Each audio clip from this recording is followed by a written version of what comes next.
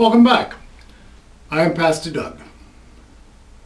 We now continue with part 4 in our series entitled, Has God Disappointed You?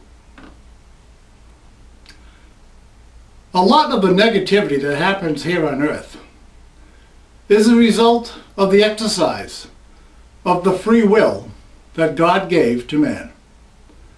If God intervened or overruled every negative choice that individuals make, or groups of individuals made, then we would not really have free will. At the same time, if it were not for the overruling will, intervention, and restraint of God, working behind the scenes, man would have self-destructed a long time ago. As a result of man's choices and the fall of man, nature was also changed. There are biological elements and environmental factors that bring about sickness and disease. Sometimes our exposure to such things can be the result of choices we and others make.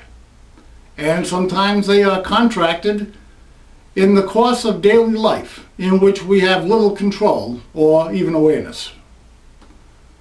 Developments in the various forms of transportation over land, sea, air, and even outer space bring with them their own set of injury and or death for those who choose to make use of them.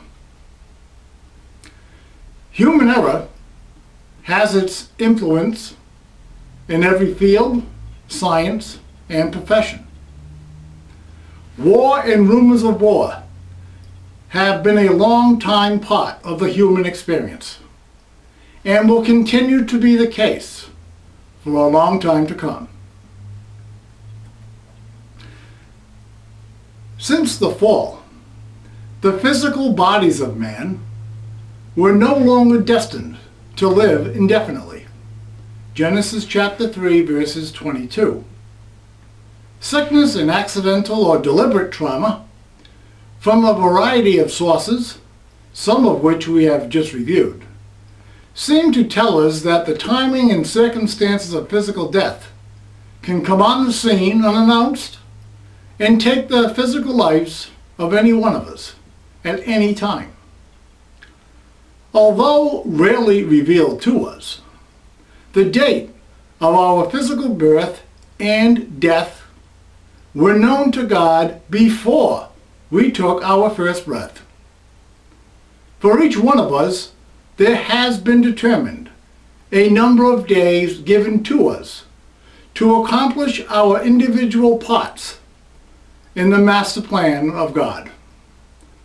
No matter what the circumstances of one's death, the timing is in accordance with what God engineers by way of His direct will or permissive will to take place. According to the plan of God, the lifespan assigned to some here on earth will be brief, and for others it will be relatively long. It is not the length of time that matters, but what we do with the time that we have been given. It is true that if God chose to do so, He could intervene, making life more just, fair, and equitable. But that was not the reason that man was created, nor would it accomplish His will. Yes, there are things we can and should enjoy during our time here, but we would be wise to remember that we have been dropped into a spiritual war zone called planet Earth. Establishing paradise without God had been the plan of Satan when he led a failed prehistoric angelic rebellion. His only objective now is to destroy or impede the unfolding of God's plan which will end in the devil being incarcerated in the lake of fire. Revelations 20:10, for all of eternity. Suffering that we bring on ourselves is self-induced. God sends or allows such suffering as a form of divine discipline. Divine discipline is not for the purpose of punishment, but for correction. When the suffering is for divine discipline, the suffering will end if and when the correction has been achieved. As we spiritually mature, we will have less and less of a problem acknowledging the justice when we suffer as a result of decisions we make. Being disappointed with God is not usually over suffering that we know we deserve, or at least self-induced. Disappointment with God is more likely the result of failing to perceive the hand of God in what we cannot fathom as being in accordance with what we perceive to be the will of God.